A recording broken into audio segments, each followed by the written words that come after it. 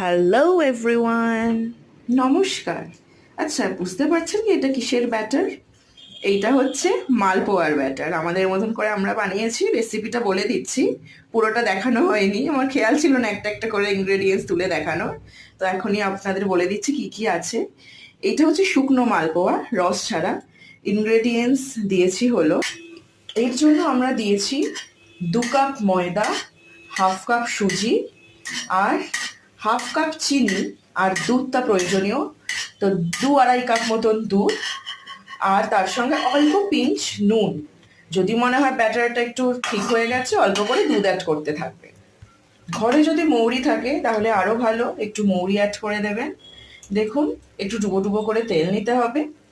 তেলটা নিয়ে আমাদের অলমোস্ট দেখুন হয়েই গেছে মালপোয়া। দেখুন, মালপোয়াগুলো কিন্তু ড্রাই মালপোয়া, একটু কলা দিয়েছিলাম, কলাও দিতে পারে, ম্যাশড কলা। যাই, আমাদের মালপোয়ার ওই তেল অর্ডার দিয়েছিলাম হালিম।